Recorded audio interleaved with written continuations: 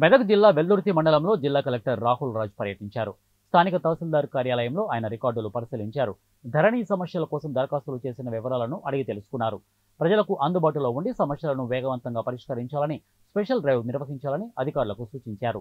జిల్లా వ్యాప్తంగా 11,000 దరఖాస్తులు పెండింగ్లో ఉన్నాయని, వాటిని పరిష్కరిస్తామని కలెక్టర్ తెలిపారు.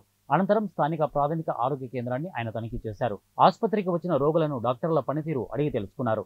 ఆసుపత్రిలో వివిధ విభాగాలను కలెక్టర్ పరిశీలించారు. 24 గంటలు ప్రజలకు అందుబాటులో ఉండి సేవలు అందించాలని, సరైన వైద్యం అందించాలని సిబ్బందికి సూచించారు. అనంతరం ప్రభుత్వ పశు వైద్యశాలను ఆయన సందర్శించి పశువులకు అందుతున్న వైద్యం గురించి అడిగి తెలుసుకున్నారు. రికార్డులు పరిశీలించారు. రైతులకు అందుబాటులో ఉండి సేవలు అందించాలని సిబ్బందికి సూచించారు. ఈ కార్యక్రమంలో తహసీల్దార్ తులసిరాం, ఆర్ఐ జయభరత్ రెడ్డి, ఎంపీడీఓ విఘ్నేశ్వర్, ప్రభుత్వ ఆసుపత్రి వైద్యురాలు సౌజన్య, వెటర్నరీ డాక్టర్ రేఖారెడ్డి తదితరులు ఈ కార్యక్రమంలో పాల్గొన్నారు. అతి త్వరలో మొత్తం ధరణికి సంబంధించిన అప్లికేషన్స్ అన్నీ కూడా అప్లై చేసుకున్న వాళ్ళు అన్నీ కూడా క్లియర్ చేయడం జరుగుతుంది. సో ఇంకా కొన్ని మాడ్యూల్స్ ఏమైనా అవసరమైతే కూడా అవన్నీ కూడా సీసీఎల్ఏకి పంపించిన. సో అవన్నీ కూడా కొత్త మాడ్యూల్స్ కూడా రాబోతూ ఉన్నాయి. సో ఇంతకుముందు ఏంటంటే అన్ని కలెక్టర్ లెవెల్లోనే పెండెన్సీ ఉంటుండే. సో ఇప్పుడు ఈజీగా పబ్లిక్ ఈజీగా అవడానికి కొన్ని మాడ్యూల్స్ తహసీల్దార్ లెవెల్లోనే క్లియర్ అయ్యేటట్టు, కొన్ని మాడ్యూల్స్కి ఆర్డీఓస్కే లాగిన్స్ ఇచ్చేసినా డైరెక్ట్ ఆర్డీఓ లెవెల్లోనే క్లియర్ అయిపోతాయి.